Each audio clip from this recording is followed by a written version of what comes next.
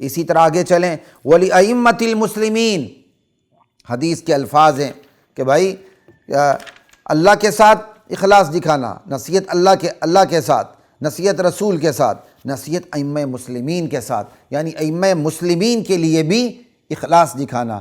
ائمہ مسلمین کون ہیں؟ علماء ہیں، نیک حکمران ہیں، اسی طرح وہ لوگ جو معاملات کو حل کرتے ہیں، جیسے جرگا ہو گیا، پنچایت والے لوگ ہو گئے جو نیک ہیں، ان کی بات ہے، یہ سب ائمہ مسلمین کے اندر داخل ہیں۔ اللہ اکبر۔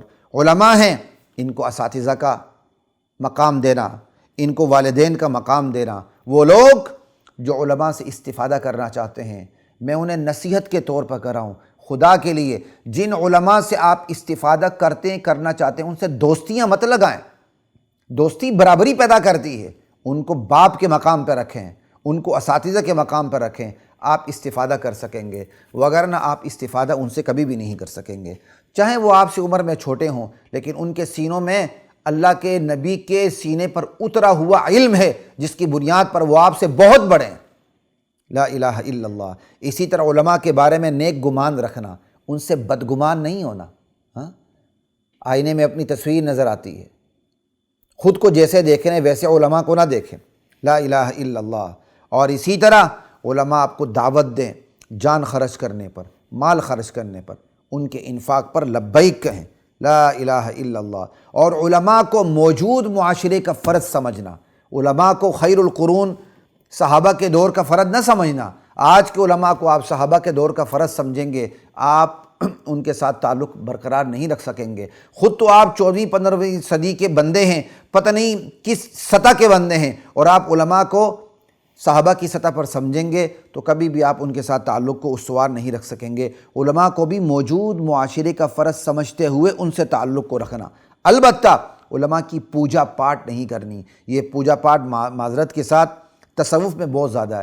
میں تصوف کا مخالف نہیں ہوں، خذ ما صفا دا ما قدیر کا در قدر پہ عمل کرتا ہوں، علی الاطلاق تصوف کا منکر نہیں ہوں، لیکن اس کا اعتراف کرتا ہوں یہ پوجا پاٹ یہ تصوف کی وجہ سے بہت آ گئی ہے۔ مرید تقریباً پیر کی پوجا کرنے لگ جاتا ہے، یہ بات غلط ہے، ایسا نہیں ہونا چاہیے۔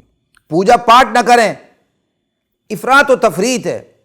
آپ جن سے دین سیکھتے ہیں ان کو دوستی کے لیول پر بھی نہ لائیں، اور جن سے دین سیکھتے ہیں ان کی اس لیول پر بھی نہ لائیں کہ ان کی پوجا شروع ہو جائے۔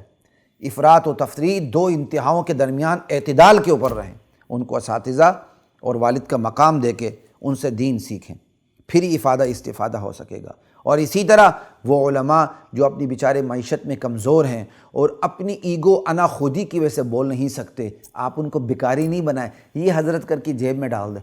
بس ٹھیک ہے، ہدیہ سنت ہے، لیکن جو آج کل کا ماحول ہے اس کو دیکھتے ہوئے کوشش یہ کریں کہ آپ ان کو اپنے پاؤں پہ کھڑا کر دینے کی کوشش کریں، پاؤں پہ کھڑا کر دینے کی کوشش کریں، اپنے بساط کے مطابق انہیں تبلیغ کریں۔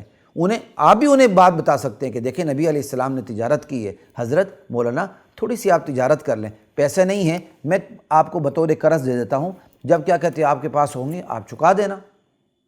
لیکن ہم اپنے معاشرے میں یہ نہیں کرتے، ہم اپنے معاشرے میں مولوی کو ملا کو غریب دیکھنا چاہتے ہیں کہ یہ سر اٹھا کے نہ چلے، ہمیں آنکھ نہ دکھا سکے، بس نکاح کے پیسے اس کی جیب میں ڈال دیے، ختم کے پیسے اس کی جیب میں ڈال دیے، ادھر ادھر جو چھوٹی موٹ تقریبات آئیں گی بس حضرت کر کے اس کے جیب میں ڈال دیے، حضرت پھر جیب ہی کی طرف دیکھتا رہتا ہے، اسے بھکاری نہ بنائیں۔ آپ چھوٹی سی بات دیکھیں، آپ بچے کے ہاتھ میں پیسے دیتے رہیں گے وہ بھکاری بن جائے گا۔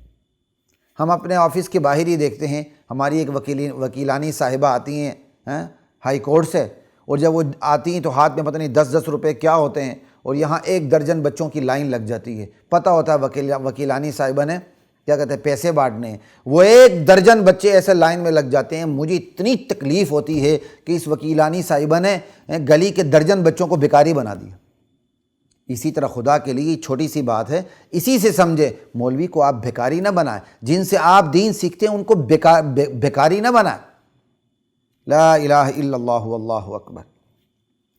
آپ انہیں راستہ دکھائیں، آپ ان کے لیے اپرچونٹیز پیدا کریں، آپ انہیں مواقع دکھائیں، مولانا یہ موقع ہے، ہم آپ کی رہنمائی کریں گے، آپ پیسے یہاں خرچ کریں، پیسے نہیں ہم قرض دے دیتے ہیں، یہ لیں، آپ ہمیں بعد میں ادا کر دیں، آپ کی وجہ سے ہم تجارت کے اصول بھی سیکھ لیں گے اور آپ تجارت میں لگیں گے، اپنے پاؤں پہ بھی کھڑے ہو جائیں گے اور دین اچھی طرح بیان کریں گے۔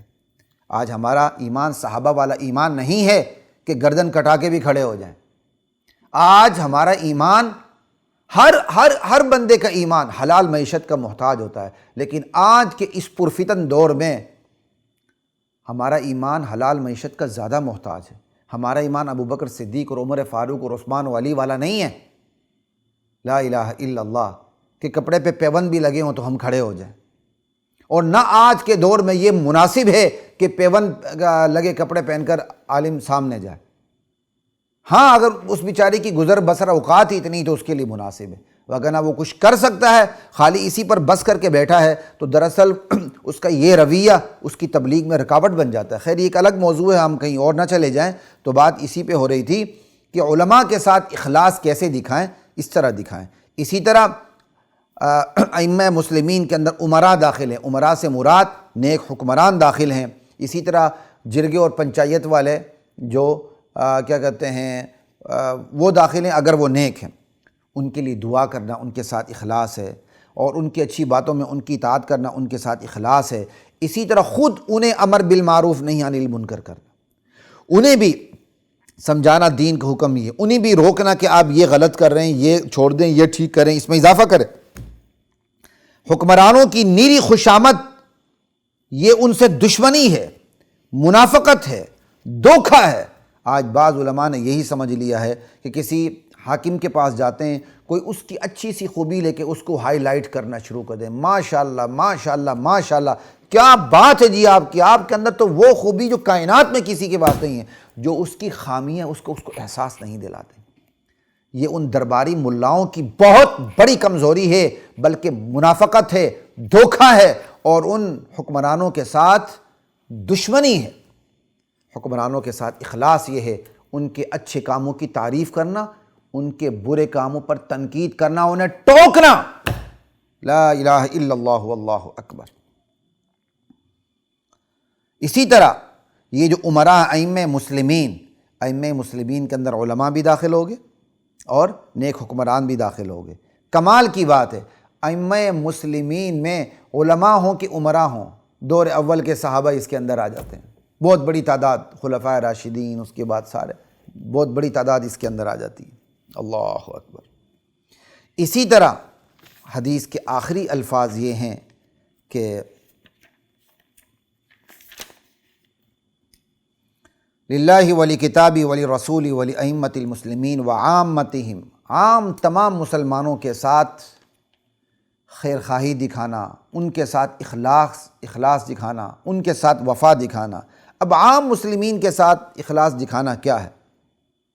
امر بالمعروف نہی عن المنکر، انہیں نیکی کے کاموں کی ترغیب دینا، تلقین کرنا، انہیں حکم دینا اور برائیوں سے انہیں روکنا، اور ان کی غلطیوں کی پردہ پوشی کرنا، وہ غلطیاں جو ان کی ذات تک محدود ہیں، مفاد عامہ کو متاثر نہیں کرتی، ان کے بڑوں کی عزت کرنا، عام مسلمین کے چھوٹوں سے محبت رکھنا، ان کی تعلیم و تربیت کا انتظام کرنا، روٹی کپڑا مکان یہ بیسک نیڈز ہیں ان کا انتظام کرنا، بنیادی مادی روحانی ضروریات کا انتظام کرنا، یہاں تک کہ خیر القرون میں تعلیم مفت ہوتی تھی، صحت کا انتظام، فلاحی ریاست میں صحت کا انتظام یہ بیسک نیڈز میں مفت ہوتا ہے، تعلیم مفت، صحت مفت۔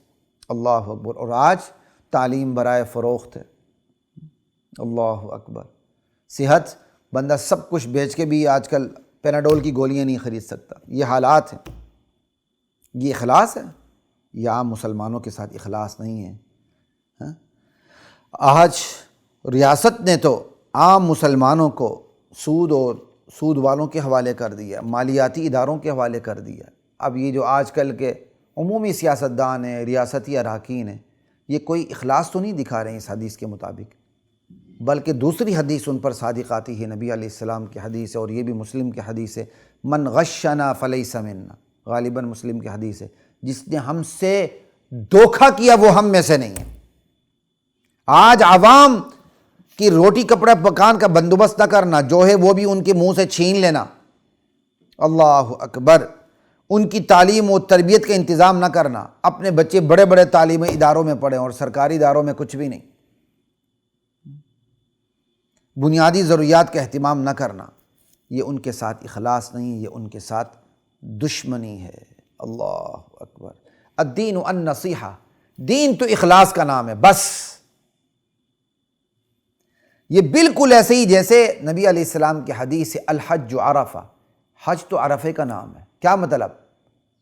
عرفہ، وقوف عرفہ، میدان عرفات میں ٹھہرنا، یہ حج کا نچوڑ ہے، اس کے بغیر حج نہیں ہوتا۔ بالکل اسی طرح الدین النصیحہ، دین اخلاص کا نام ہے۔ کیا مطلب؟